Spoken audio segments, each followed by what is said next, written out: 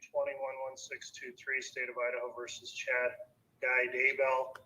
This is the time set for some motions this morning. Representing the prosecution in this case is Rob Wood, Lindsay Blake, and Rachel Smith, who are appearing by Zoom. Representing the defendant, Mr. Daybell, is attorney John Pryor. Pursuant to the Idaho Supreme Court's most recent order regarding court operations during the COVID-19 pandemic, this court hearing is being conducted by Zoom. The proceedings being recorded on the Zoom software, also recorded on the FTR system of Fremont County, and also is being reported by the court reporter. In addition, in order to allow public access and help and allow for that access, the hearing's being live streamed on the court's YouTube channel this morning. So we've got motions. This was originally scheduled on a change of venue motion. In the interim, we've had other motions filed of late that I think need to be brought up first. I'll just go through the motions that I see are pending today. There was the change of venue motion that was filed by the defendant on July 21st. The state filed its response to that on September 29th. On September 29th, also, the state filed a motion to sequester a jury and bring a jury in from another county for the case. On October 4th, Mr. Pryor filed a response to that motion, and also a motion to continue the hearing on that motion. And I allowed for shortened time to hear the motion to continue. Also, there was a motion to seal the hearing today that was, I think, filed yesterday on October 4th. And that was under a request by the state to seal today's hearing. And so I think the first issue we need to bring up probably is the motion to seal the hearing, which was actually filed on September 30th. And I've reviewed the motion. I'll hear argument on the motion at this time. Ms. Blake, if you're the one that's going to be arguing that motion to seal. Your Honor, I'll be arguing that motion. All right, thank you, Mr. Wood. We'd ask that this motion be heard, not in the public view, where we're discussing issues that might need to be sealed. Leave that to the discretion of the court, but we don't think this specific portion of the motion or hearing needs to be broadcasted. All right, any response, Mr. Daybell? I'm sorry, Mr. Pryor. Yeah. Mr. Daybell is judge for the record to my right today in the office. Judge, frankly, there's no reason to seal this hearing.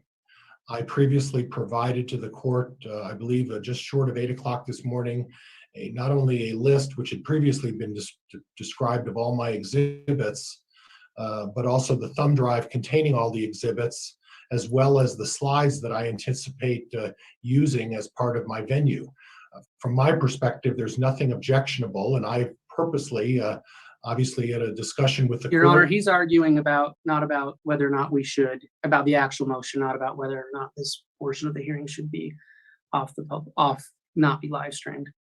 Well, Judge, the point is that there's no reason to seal this. This idea that everything should be sealed because the prosecutor doesn't want it disseminated out in the public. The right to a fair trial and the right to everybody hearing the evidence and what's being alleged by both sides is particularly important. And I can't for the life of me understand why this prosecutor wants to stop the public from observing the reasons for this court to potentially change venue. Now, I understand. Again, Your Honor, he's already arguing the motion. I haven't even had a chance to. I'm not arguing the totally motion. Inappropriate. And Well, it's I not understand. inappropriate. Counsel, It's not inappropriate. it's a fairly straightforward issue. And let me just indicate, part of the issue here is typically if we didn't have the COVID issues and the limited court operations as a result of that, we would be doing a hearing in person. And if we were doing a hearing in person, then we would be in open court. And then the question would be, are we going to be in open court or closed court? Because of the COVID restrictions we've got and an order we just had recently, which imposed further restrictions, the court determined that conducting this remote was in the best interest of complying with that Supreme Court order for this type of motion and hearing. On the Idaho Court Administrative Rule 32 does give the court some discretion to seal or close certain hearings or seal either close the hearings, seal the record of the proceedings, or both. The court has considered that in the context of this motion, and I do find that this is a hearing that typically would be open to the public. It does deal with some issues that could create further dissemination of the information we're talking about on the change of venue. But I think there are ways to do that that are less restrictive than simply closing the hearing and sealing the proceedings. That's kind of a remedy of last resort under Rule 32. And so I am going to deny the motion to seal this hearing. Part of the issue also is, well, what I'm going to do is, I do know there are potential exhibits and there may be some testimony that needs to go off the record. And that can be done in the context of, I'll give you an admonishing instruction that if we are going to get into information that's clearly inflammatory, that's clearly going to possibly create an unfair bias or prejudice to potential jurors in this case, then I'm going to admonish counsel not to just put those matters out there without giving me an opportunity or the other side an opportunity to object and determine whether or not that should go into a closed portion of the hearing where we can go still on the record, but outside of the live stream portion of the proceedings. The exhibits can be reviewed in camera. I'm going to instruct counsel, they're not going to be broadcast or live streamed, the particular exhibits that may be used in support or opposition to the motion. And so with those precautions in place, I don't think we rise to the level of needing to close the hearing and seal the proceedings under 32, because again, this is typically something that the public's entitled to see as an open hearing in a criminal proceeding. So with those admonishments in mind, counsel, we're going to go forward. This will be an open hearing. And if we do have matters that need to be taken up off the record, we can do that. And I have the ability to close that part of the hearing or seal that part of the proceedings. So that'll be my ruling on the motion to seal. Any questions on that ruling, Mr. Wood? No, I would just note on the record that the state filed the motion. Mr. Pryor clearly argued that the state was not allowed to make any argument in favor of its motion. But we do understand, Your Honor. Thank you. All right, thank you. Any questions on that, Mr. Pryor? No questions, Judge. Thank you. Okay. The next issue that I think we need to raise would be the motion to continue, because I know it'll get into the middle of that when we're doing the venue motion, but there was a motion the state filed to sequester, and there was a motion then to continue the hearing on that. So I want to be heard on that motion to continue the hearing on the state's motion, Mr. Pryor. If I may, Judge. Yes. Judge, I took the liberty of spending the entire weekend putting together a brief on what I think are the pertinent points. I'm not going to belabor them. If the court looks at my reply, that come into play. My reading of the motion to sequester only occurs after the court has decided, one, whether there's a change of venue, and two, where that venue change occurs. At that point, the state's motion to sequester becomes ripe at that point. It's a premature motion. The other issue is that there are a significant number of financial factors that go into whether this court should sequester jurors for what is likely to be a 2-month trial, and the cost of that. And before I know where the trial will be, or the jurors would potentially come from, what county, I can't do a fair assessment financially, and it's completely unfair. Mr. Wood filed this on the 29th. 6 days later, I'm supposed to address a motion when, frankly, Judge, my venue motion has been sitting out there for 2 months, and Mr. Wood filed his response 6 days ago. So it's a little unfair, it's premature, and I think the arguments I made in my reply speak for themselves, Your Honor. All right, thank you, Mr. Pryor. Response from the state on the motion to continue. Thank you, Your Honor. I would note that the motion to sequester a jury is not dependent upon the outcome of a change of venue. The state will be asking and has asked for the jury to be sequestered no matter where we are.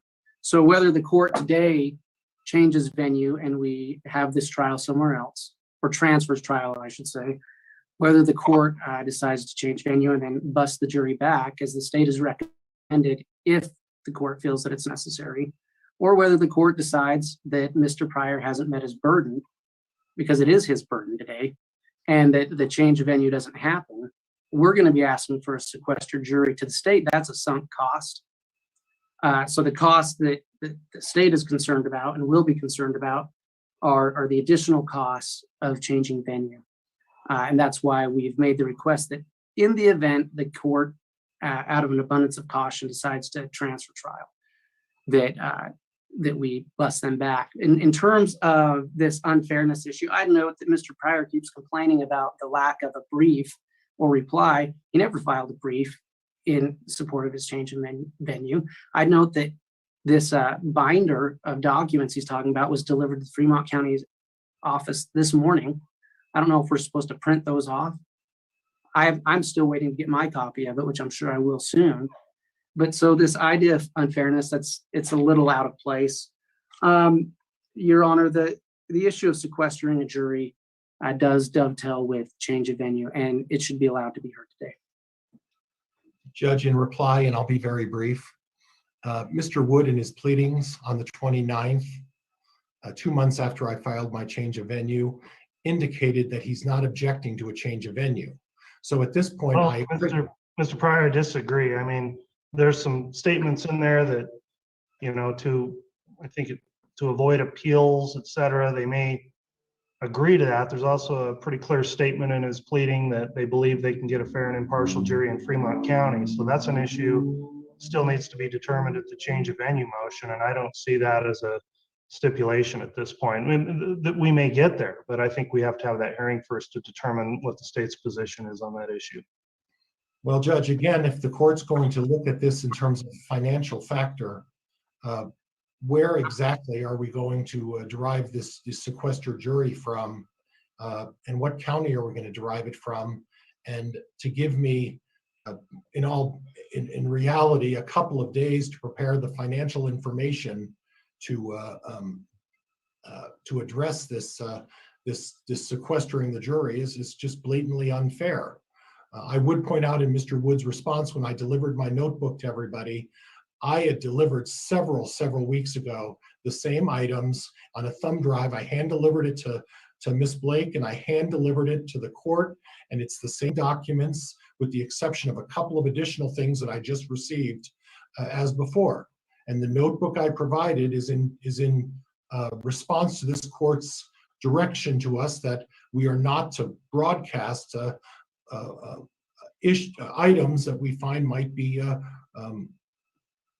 influencing how the jury and potential jury would look at this. So I'll explain the notebook and I'll explain, but all of the documents have been provided, and they were previously provided probably 6 weeks ago. So Mr. Woods, I don't appreciate the argument. Well, all right, I'll go back on that point. Really, the argument kind of stemmed from something that you brought up at the prior hearing, Mr. Pryor, where you said that their late filing just before the status conference was some sort of gamesmanship, to which I disagree. I've dealt with both Ms. Blake and Mr. Wood on many occasions on many criminal cases, and don't find them to be prosecutors that are playing games in any sort. And I think that's what kind of started this line of personal insults to the attorneys back and forth. And I admonish both of you that just keep things professional here. I'm not sure what the late filing reason was. On the motion to sequester, I know that it was filed on the 29th of September. We're now on the 5th of October. According to Criminal Rule 45C, motions need to be filed at least 7 days before hearing. And so that's one reason I'm looking at to grant the motion to continue on the issue of sequestering a jury. But I think more importantly, going to the point of the substance of that motion, I think it is premature because the decision needs to be made as to venue. And that would actually, it's not technically change of venue, it's the transfer of the trial if that does happen. Where that would be and how that would be done is only going to be determined after we make the decision based on the pending motion today. So I still understand the state's request, and we may need a future hearing on that, or the court may be able to determine that from what's heard today. But in terms of a separate hearing on sequestering the jury, I think it is premature. The other factor I'm looking at is the fact that we don't even currently have trial scheduled in the case because we need to get through this venue motion. And so for those reasons, I am going to grant the motion to continue on the sequestration issue. That motion then will be kept under advisement until such time as it can be heard at a future date. So that'll be the ruling on that. So council, that'll bring us up then to the motion we're here for today, which is the motion filed on July 21st, which is styled as a motion to change a venue. The court would note that's filed under Criminal Rule 21, which is a transfer of trial. So to be clear, the venue itself of the case does not change, but the location of the trial is what we're talking about, whether or not that should take place in Fremont County or not. And I'm prepared to hear argument on that issue today. So Mr. Pryor, are you ready to present argument in support of the motion? And then I'll ask the state if they're ready to respond on that. Yes, Judge, and I will be calling my first witness, Mr. Bryan, when the court directs me to start. All right. Who's going to be arguing in opposition on behalf of the state on this? Your Honor, the state would, and with due respect to the court, the state does have a standing objection to holding any hearing which may affect the trial rights of Lori Daybell while her case is stayed and while Mr. Daybell has waived his speedy trial. We understand the court's ruled on that. We're not making a motion, just putting that objection on the record. Very well. Objection so noted. As we get started here, I do think it is worth pointing out, wouldn't typically ask for something like an opening statement on a motion, but I do want some clarification if I could. I think before we get into argument on the state's position here, because again, there was some talk that maybe the state is either conceding or stipulating that trial should be transferred. However, I'd note in the state's response also, there was a pretty unequivocal statement you've got on paragraph 6, page 5, that says the state asserts that the citizens of Fremont can provide fair and impartial jurors capable of following instructions from the court. So I guess I'd like some clarification on where the state stands on this issue before we get started. Mr. Wood? Sure. Absolutely, Your Honor. And I would note that the state never said it stipulated or conceded that a transfer trial was necessary. What the state has said is, one, we do believe that a fair and impartial jury can be found in Fremont County. We don't believe that the defendant will be able to meet that burden. Two, however, we do recognize it's a matter of discretion for the court, and as long as the court reasons out that decision should be upheld. What we've said is, in an abundance of caution, in the event that the court decides to transfer trial, we won't object to that if we can follow the code and bus the jurors back in to Fremont County, hold the trial where venue is proper, which I would note is specifically provided for in statute. I'm not making that argument right now, just that's the state's position, that if that's the case, and we certainly don't object to that out of an abundance of caution. But as to whether or not a transfer trial is necessary, no, we don't believe that it is.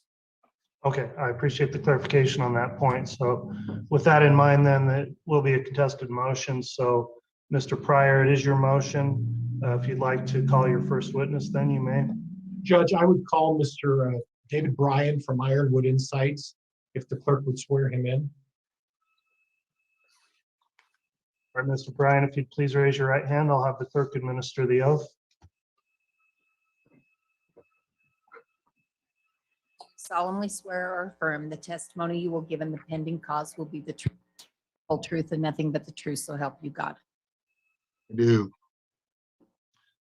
All right, thank you. You can lower your hand. as we get started here, Mr. Pryor, I would ask that you keep in mind the admonishment I gave previously in terms of any specific references that would be particularly inflammatory or otherwise that may further compound this issue. We can do things not off the record, they'll still be on the record, but in a closed portion of this hearing.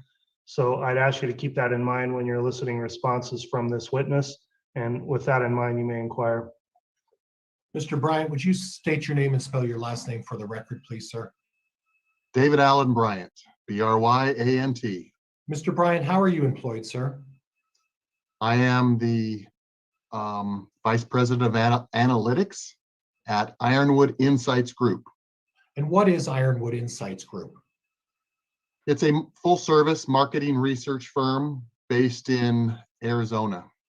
Okay, and you were retained to do a survey regarding the Lori Vallow, Chad Daybell case. Is that correct? Correct. And what steps did you take as part of your process to conduct that survey? Well, the first thing I did was I did a literature search on media so that I was aware of all of the various names and people associated with this case. I then developed the questionnaire, and that questionnaire was sent to Mark Means. I don't know if he shared it with you or not, Mr. Pryor, but we then received some corrections back on the questionnaire. Once that was approved, we then programmed the questionnaire for both telephone and internet. And we administered that survey between February 15th and February 28th earlier this year in 2021. Okay, let me talk a little bit about your experience in conducting these sorts of surveys. Can you provide us some background information in terms of your experience in doing these sort of things?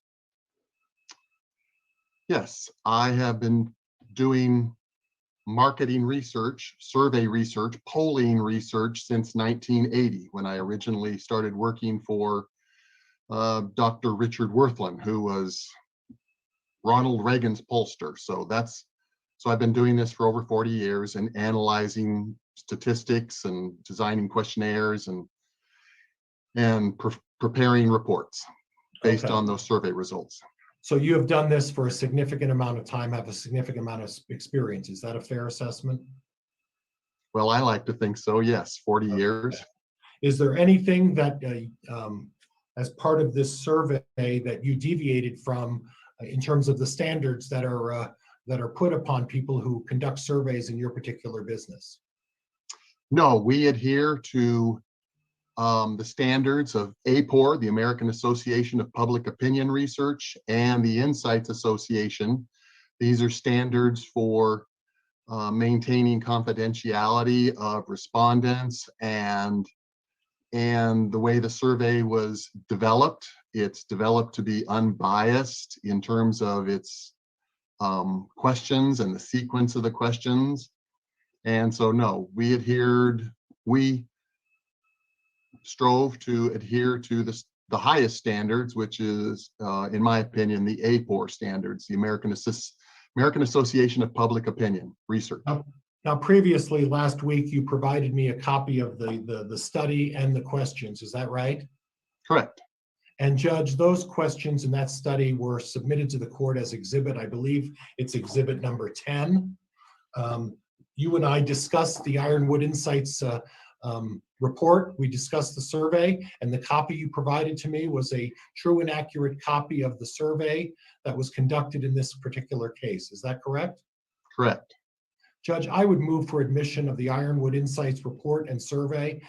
That's marked in the booklet that I provided to counsel and to the court and to your clerk as exhibit number 10 in my notebook. All right. Your Honor, the state of Jackson would like to ask some questions in aid of objection. All right, go ahead. Thank you. Mr. Bryant, I'm not going to get into any of the specific findings of your survey as I ask these questions. but I do have a few questions. You did say that you provided an initial questionnaire to Mark Means and he provided corrections. Is that true? Yes, Mr. Bryant, are you familiar with the standards set forth by the Pittsburgh Press Club versus United States case for admitting surveys and polls into evidence? no, Okay. Are you aware that when a survey is supposed to be admitted into evidence, that the survey must be conducted independently of the attorneys involved in the litigation? no, Okay. I want to ask you a couple other questions. Go to the admissibility. Again, I'm not going to ask you any of the substance of the survey. In your survey, how many counties did you conduct a survey in? 4. What were those counties? Bonneville, Fremont, Jefferson, and Madison. Okay, and what percentage of the people surveyed were in Fremont County? Judge, we're going beyond the scope of his objection. At this point, he's questioning my This witness. goes directly to admissibility. All right. And before you jump in, counsel, give me an opportunity if there's an objection. The issue here is admissibility. Exhibit 10's been offered. There's been an objection. Without getting further into cross-examination, which this is becoming, Mr. Wood, what is the grounds for the objection to Exhibit 10? This poll is irrelevant, Your Honor. And what's that based on? This poll is a combination of a survey of Bonneville, Fremont, Jefferson, and Madison County. We are here today for the sole purpose of determining whether or not Fremont County is an appropriate venue. And yet this poll does not provide survey results simply for Fremont County. It's a combined poll. Now, Mr. Bryant may have had a reason at the time to do that. However, we're not here today to determine if Bonneville, Madison, Fremont, and Jefferson combined can provide a fair and impartial jury, just Fremont County. And so where this poll has all these other results from other counties, almost 90% of the results are from other counties. And it's not divvied out by county. This poll is irrelevant this survey and report are irrelevant to today's proceedings. All right, Also, this poll does not meet the standards met and Mr. Pryor has not even made an effort to lay the foundation required by Pittsburgh Press Club versus United States. So there's also a foundation objection. All right, your response to those objections, Mr. Pryor. Judge, to suggest that I'm supposed to limit my survey to one particular county is ridiculous. And to suggest if he wants to make the argument that because Fremont was only a portion of this survey, that the results are invalid, I'll be dealing that with Mr. Bryant. As far as the Pittsburgh case that he refers to, Judge, the survey, if you read the case, it says that the attorney is involved in the actual polling. The attorney's intimately involved in the case.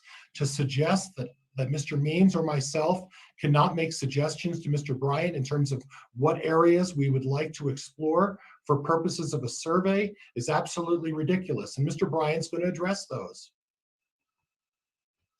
All right, there's a pending objection. Counsel, I'm going to take this under advisement for just a minute and review that case. I've seen the case, but I haven't read it recently. So I'm going to take a moment, take a look at that. After I've reviewed that case, I'll come back on and make a ruling on the objection as to foundation.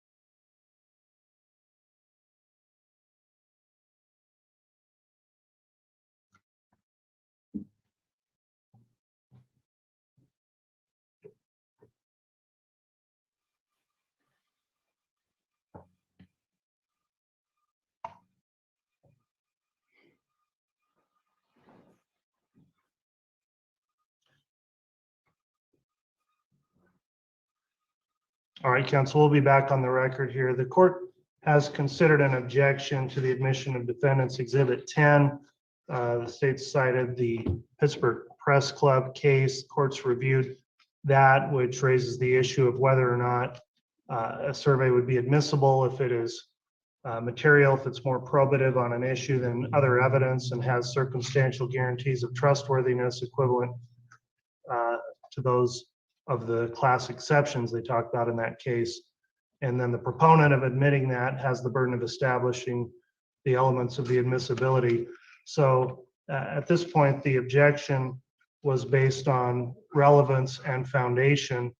On the relevance issue, I do find that for purposes of this hearing, there's been a foundation, it's been established that it may be relevant, subject, of course, to cross-examination if Mr. Wood believes there's issues with the way it was conducted. In terms of the foundation, at this point, I would indicate, Mr. Pryor, I don't believe there's been a sufficient foundation laid for the admission of that, but I'll allow additional foundational questions if you have those from your witness before making a final ruling. Okay. And Mr. Bryant, I want to start again. Can you hear me, sir? Yes. Can you hear me? Yes. So at this point, the survey that was conducted by your organization was done in the ordinary course of your business from your company. Is that correct? Yes. And nothing deviated from the standard procedures that you applied and the standards that are set out by your trade and organization. Is that correct? Correct. And you conducted the survey. Now, in regards to the questions, ultimately, Mr. Means did provide you some suggestions, but ultimately you formatted and put together all the questions yourself through your organization. Is that right? Yes. And then those questions were transmitted out on a variety of medium. Is that correct? Correct. Both. We conducted the survey by telephone and by internet, by an invite to a web survey. Now, based on the size of this survey, and before we get into that, when we're talking about the percentage of error or the percentage that would apply to a particular survey such as this, how much of a percentage of error or a deviation is there on a survey such as this? The traditional explanation in a beginning statistics class is you assume that responses are 50-50. 50% said yes to this or 50% said no. So based on that 50-50, we had a total of 177 completed surveys, which yields a sampling error of plus or minus 7.3%. That table is actually included at the end of the report. As you move towards further extremes, as numbers become 60-40, 70-30, 80-20, and so on, then that sampling error becomes smaller and smaller. Well, that brings up an interesting point, is that part of the questions and part of this survey was to decide and find out what people's feelings were regarding the Chad Daybell, Lori Vallow case, correct? Yes. And one of the questions, obviously, was whether or not people in the survey thought that Mr. Daybell or Ms. Vallow were guilty. Is that correct? Correct. And the percentage. Objection, we're getting into the substance of the poll without it being properly admitted. I don't need to admit it yet. Well, if we're going to testify off of it and the results, then it's been offered and we need to get a ruling on the admissibility. So I've allowed for additional foundation. Do you have any additional argument on the objection to the admission of that survey, Mr. Wood? Yes, Your Honor. There are 7 factors that Pittsburgh requires. So far, Mr. Pryor has, I do believe he has established Mr. Bryant as an expert. However, he has not met any of the other requirements. In fact, he has, I would argue, actually gone against some of those requirements. And so he has not laid proper foundation for this poll or the results to be admitted into court.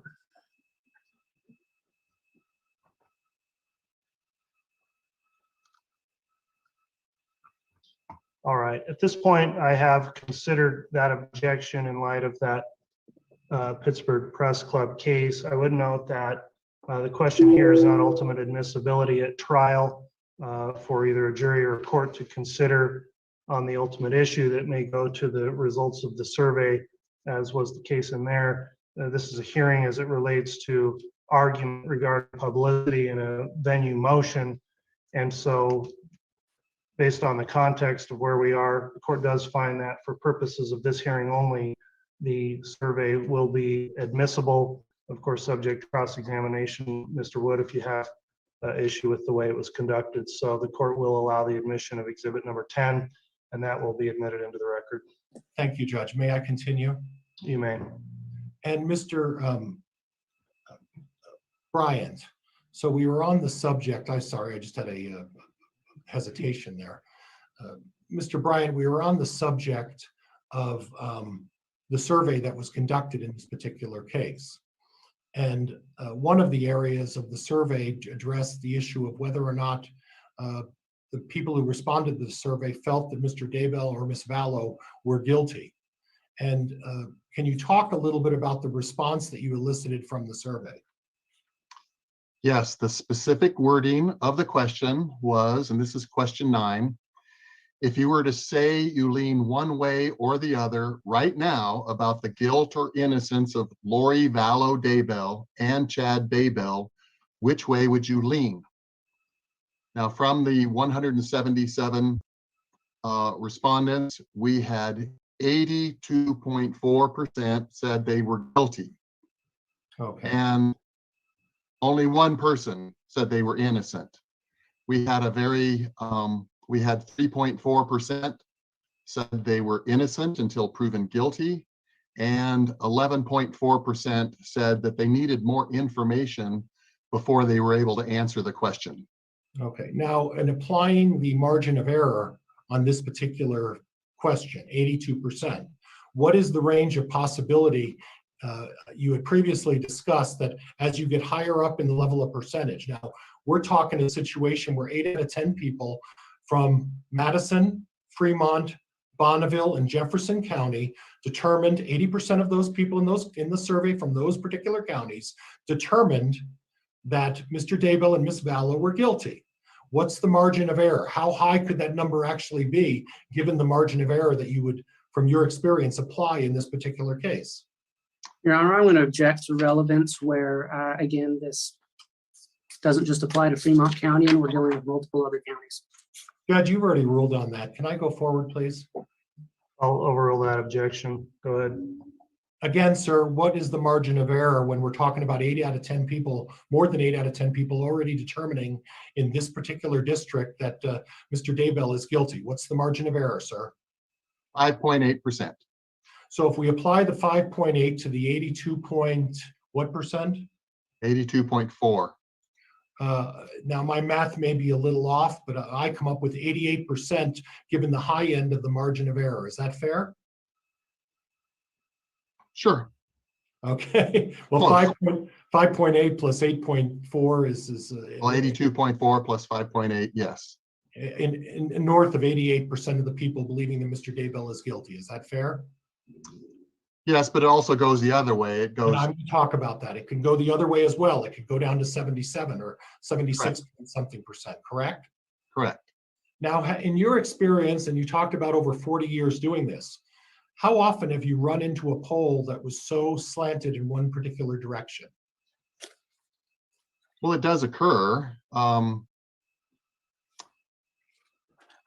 If you ask someone how satisfied they are with their new car, 82% might say they're very satisfied with their car. In this case, this is a very large percentage of people who believe that Lori Vallow Daybell and Chad Daybell, well, they lean towards their guilt. Okay. Now It's a very high percentage, yes. So you would consider this a very high percentage? Yes. Okay. Now, one of the other questions applied to whether or not Ms. Vallow and Mr. Daybell could get a fair trial, correct? Correct. Now, taking into consideration that over 82% believe that Mr. Daybell is guilty, one of the other questions you asked is whether or not he could get a fair trial. what were the responses in regard to that? Well, we had 22.6% said that they definitely will receive a fair trial in Fremont, Madison, Bonneville, or Jefferson County. And an additional 37.3% said that they probably will, which is a total of 59.9%, almost 60%, or 6 out of 10 respondents felt that they would receive a fair trial in one of those 4 counties. Okay. So I'm a bit confused. 82% say that he's guilty, but in spite of being guilty, he'll still get a fair trial. Is that what the polling seems to suggest from the folks in Jefferson, Fremont, Madison, and Bonneville County? Correct. Okay. Now I want to talk about particulars by way of county, and Mr. Wood brought this up. What are the percentage of respondents from Bonneville County? 55.4% of all the respondents were from Bonneville. Obviously, that's where we were able to get the most respondents. And obviously that's a significant population in Bonneville County as well, correct? Correct. We're talking somewhere around 120,000 plus people, correct? I can't verify that. Sorry, I didn't verify those numbers before getting on this. And obviously, if you're talking about Boise, you're talking about a market it's not as big of a market as you would find 500,000 people in the Boise market, correct? Well, that's correct. Objection assumes facts, not evidence. Sustained. I'll strike that answer. Okay. So at this point, what were the percentage of Fremont County?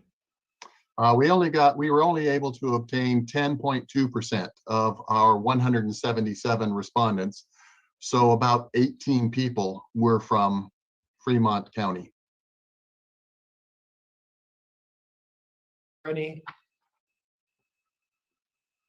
Well, not on the overall survey responses of 177, no, but if we had to just analyze the 18 people in Fremont County, yes, it would create very large sampling errors. Right, right.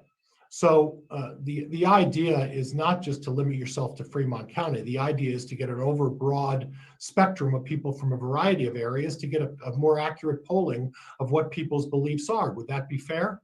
Yes. Okay, so what did we do in Jefferson County? How many people over there? Well, we received 15.8%, about almost 16% of our 177 are there in Jefferson County. And then how about Madison County? 18.6%. Okay, so the people as a result of this survey were predominantly from Bonneville County, is that correct? Correct. Well, And over 50% from Right. all 4 counties came from that one county. Right. So predominantly the idea here, and obviously you're the expert in this, is to draw from a large swath of people to get a more accurate representation of how people in Eastern Idaho feel about Mr. Daybell and Miss Valla. Would that be fair? Well, that was the objective, yes, to collect information from all 4 of those counties. And the cumulative information only provides at 80%, all of the cumulative counties and the information that was obtained provides a margin of error of just a little over 5% then, is that correct? Well, on that one question where it's 82% who said yes, they leaned towards the defendants being guilty. Right, okay. Judge, I don't have any further questions. I'll defer to counsel at this point. All right, Mr. Wood, cross-examination. Thank you, Your Honor. Mr. Bryant, thanks for being here. I want to talk about the universe you chose to conduct your poll.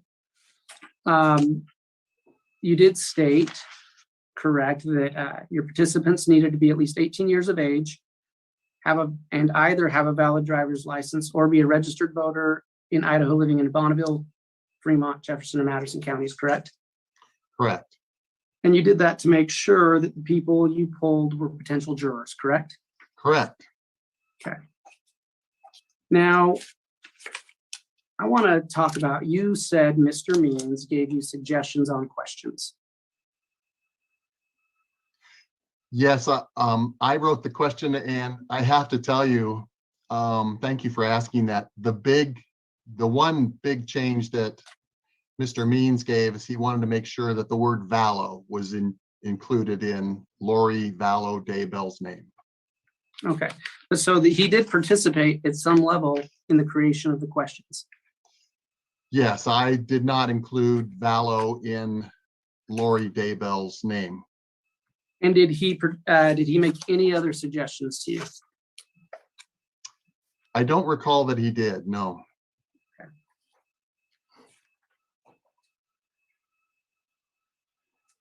Okay.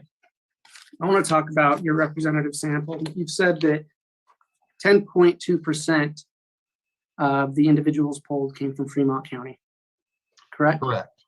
And that, according to my math, is about 18 people. Is that correct? Yes, I actually have the numbers right here. Actual numbers, if you don't mind. That would be great. We actually have achieved 98 out of Bonneville, 18 out of Fremont, 28 out of Jefferson, and 33 out of Madison. I can repeat those if you need me to. I've got it. Thank you. You've been conducting surveys and polls for, you said, approximately 40 years. Correct. How many times have you polled as to the guilt of a criminal defendant in an area where a juror could be called? Twice before. Twice before. So this isn't done regularly, is it? No, I have to admit, most of my research is in healthcare, public policy. Okay. And so in doing your poll, let me ask you this. Are you familiar with, did you study any census numbers to get the relative populations of the counties you polled? No. Okay. And you said that you sent an invite out for the poll online. Is that accurate? Correct. And so, and how did people respond to that? What was the methodology for sending that out, and how did people respond to it? We contract with a sampling firm, specifically Dynata, which is one of the largest in the United States. They're based out of Provo, Utah. And Dynata, we requested panel sample meeting. We identified the criteria of over a certain age, driver's license, registered voter in those 4 counties. They told us how many they had where they had email addresses, and they told us how many they would have where they had telephone numbers. So when they had email addresses, we sent them an invite indicating that we were conducting a poll with residents in those 4 counties. And if we were able to get a response by web via an online survey, then we collected those. If we had both an email address and a telephone number, and they did not respond to the web invite, we then followed up with a telephone call. If all we had was a telephone number, then we started out conducting by making telephone calls. Okay. In the email that was sent out, did it identify what the subject of the poll was? Yes. Okay. So someone who is interested in that issue might be more likely to take that poll, correct? That's correct.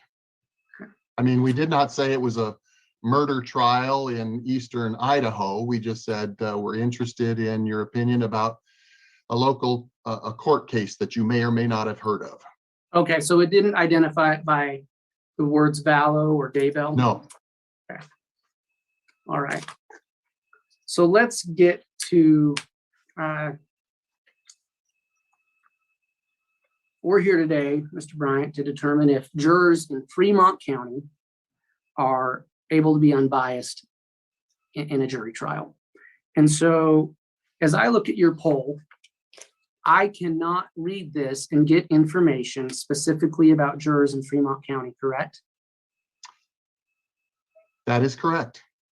Because And I'm sorry to interrupt, but we were requested specifically by Mr. Means to conduct the survey in all 4 counties. all right, and he did not request that you divvy that up county by county, correct? That's correct. Okay. And so if I want to know, if I want to poll and survey potential jurors in Fremont County, well, strike that. Did you do any type of county to county comparison in the numbers you received? No, I was not requested to do that. Okay. And I think you testified earlier, you're not familiar with the population size of Fremont County, correct? Correct. Okay. Really quick, was this poll conducted, do you know if it was conducted on behalf of Lori Vallow, Daybell, or Lori Vallow, Daybell, and Chad Daybell? Wow, my understanding is that it was being conducted on behalf of both. Okay. That's my understanding. Okay. And when you asked the questions in your poll about guilt,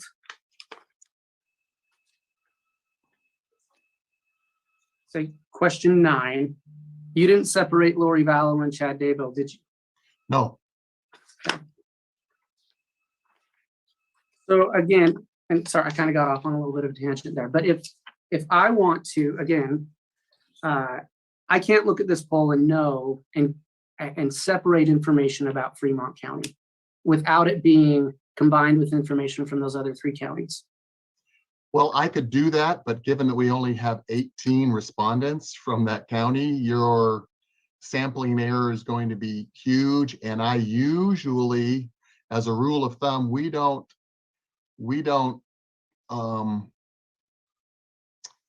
put forth results for just anything under 25 respondents.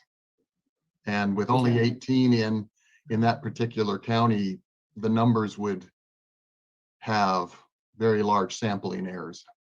Okay. And so would you agree with me that 18 individuals is a very small amount of individuals to poll on an issue like this? Well, if I'm looking at just that one particular county, yes, but the objectives that were given to us from the research specifications were not to just survey just one county. Sure, and I understand that. And the questions I'm asking are not necessarily what you were asked to do. We understand you were given a commission and that you followed that commission. I'm not questioning that. It's the applicability to Fremont County. And well, with only 18 respondents, I would not apply the results from those 18 respondents to reflect the entire opinion of residents in Fremont County. thank you. I have just a couple more quick questions. I would note that your question 1, it reads, are you familiar with any crimes that happened in the Rexburg area over the last couple of years where 2 or more people were killed? That's the question, correct? Yes, And you would agree, would you not, that the moment you say the word crime, you imply that someone's guilty, correct? Because crimes don't commit themselves. well, you're getting into semantics here, Mr. Wood. I guess Okay. that's the language I put in the questionnaire, and Okay. nobody Did objected. did you ever ask anybody if they believed that individuals are entitled to a presumption of innocence before proven guilty? No, that was not the objective. However, we did have that as a response category that had been assigned to question 9. When you're reading just for clarification, when you're doing a web survey, these were all what we call closed-ended questions. And so when someone saw the question 9, if you were to say you lean one way or the other, about the guilt or innocence of Lori Vallow Daybell and Chad Daybell, which way would you lean? All the respondents saw the possible responses of guilty, innocent, innocent until proven guilty, and need more information before answering. And they had the option of saying, I don't know. So they saw those on the screen as they were conducting the survey. Similarly, if they participated in the survey via the telephone, the interviewer read those response categories to the respondent. And so there again, they heard the words innocent until proven guilty. Okay. Did that answer your question? Somewhat. Not exactly. I understand a little more how the poll was conducted now. Based on the way these questions were asked, would you be able to separate out the bias against Chad Daybell as opposed to Lori Vallow Daybell? No, Okay. I'm sorry. Yeah, the only thing that gets to that is we have, we have questions 3 and 4. Question 3, do you remember any details about this crime or the people involved? That was an open-ended question.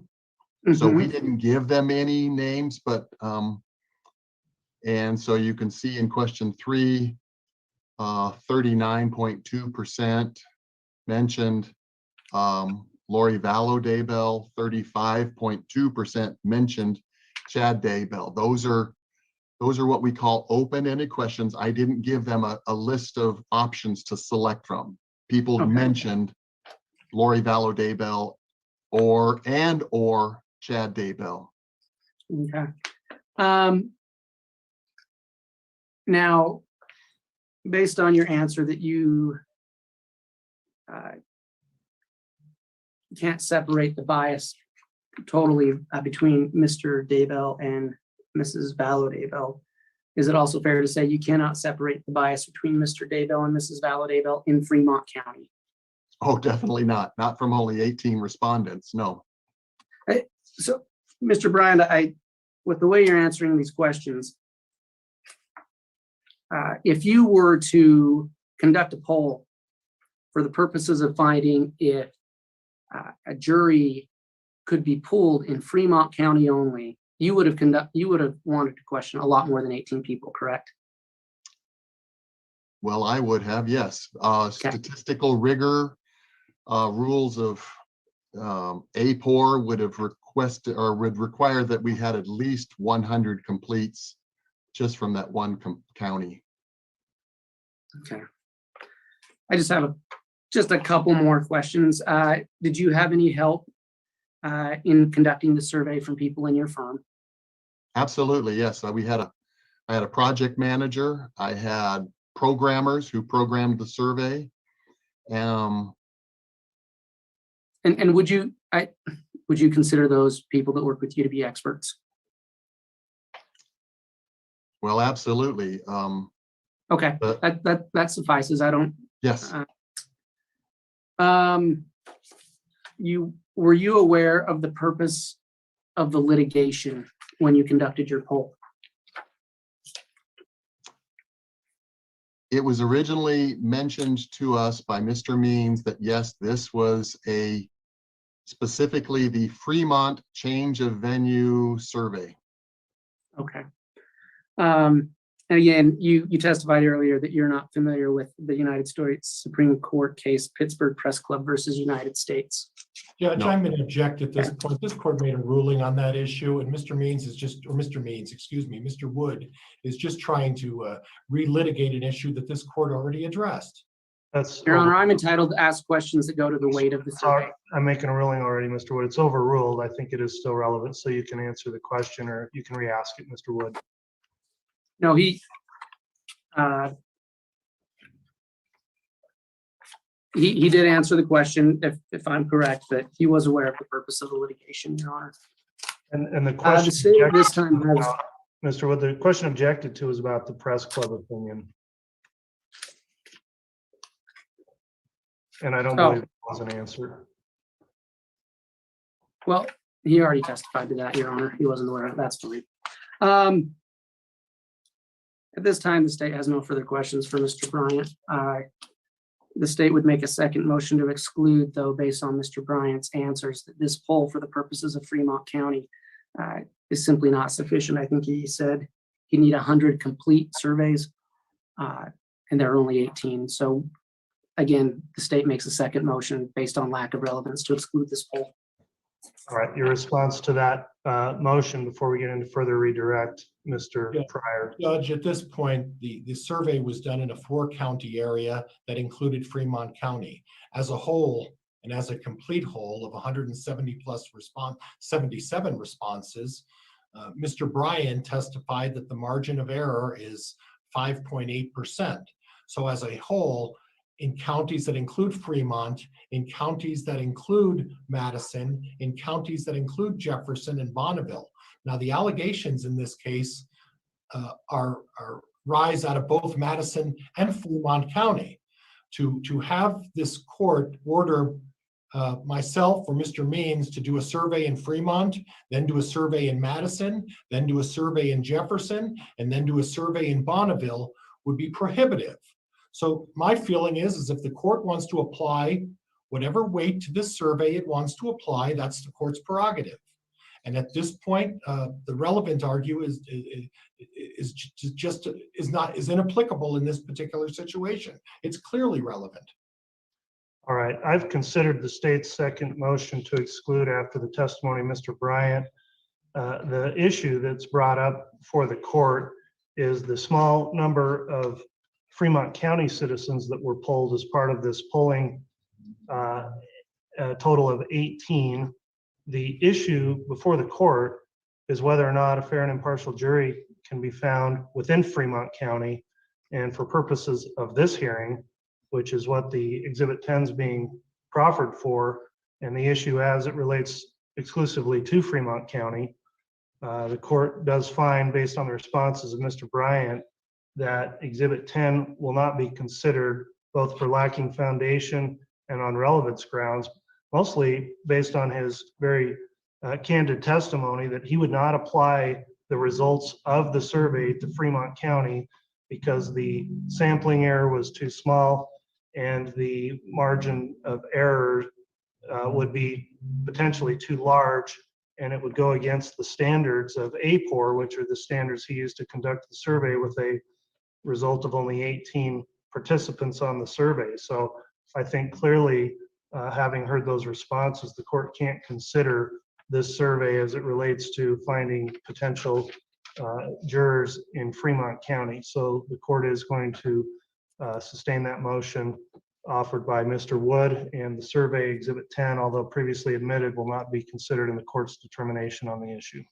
And Judge, in response to the court, if I may, if you look at my change of venue motion, I am asking to move from Fremont County, but I specifically in my motion address the issue as it relates to the 7th Judicial District that includes Madison, Jefferson, and Bonneville counties. My motion for change of venue specifically says that this hearing and this trial could not be effectively held in the 7th Judicial District. So I would ask the court to strongly reconsider its position as, although this is Fremont County, I think the court is splitting hairs by saying, yes, Fremont County, and but frankly, I was also moving for the entire move from the 7th Judicial District. And under the rule, I'm permitted to seek a change from a particular judicial district. So at that point, based on how I've pled this in my pleadings, I think it is relevant. Your Honor, I would just very quickly respond. This poll did not include all of the 7th Judicial District. It left out Bingham County, which is a fairly large county, and a couple other smaller counties. So the poll would still not be relevant. Well, Judge, you know, I don't have to go over every entire county to do this. What I do is I take the largest county within the 7th Judicial District, who happens to be Bonneville. I take the 2 counties that happen to be where a significant number of these allegations arise, and I take the adjoining Jefferson County. So when I pled this, I included the 7th Judicial District in my pleadings, and under the rule for a change of venue, a transfer, a trial, I am allowed to select and plead that this particular judicial district is not appropriate. So I renew my motion, Judge, and ask the court to reconsider and allow this exhibit to be admitted. All right, well, I've considered the arguments on the admissibility of this Exhibit 10. I've also considered the change of venue motion itself and Criminal Rule 21. And still the question before the court today, while Rule 21 does contemplate whether transfers should occur within the district or outside of the district, and that's part of a determination, the first question the court has to cross as a threshold before getting there is whether or not we are transferring this trial out of the current location of Fremont County. And so the issue is whether or not we could find a fair and impartial jury in Fremont County. We haven't made a determination yet that it's being transferred within the district. If it were there, potentially this would be admissible, but where we are right now is trial located in Fremont County. The first judicial question I have to get to is whether or not we're going to go outside of Fremont County, and then we'd consider where an appropriate place would be, a different county. And so based on consideration of all that, still with those responses we have and only 18 people polled within Fremont County, the court's not going to change the decision I've made that Exhibit 10 will not be admitted or considered for purposes of this motion today. So that'll be my ruling, counsel.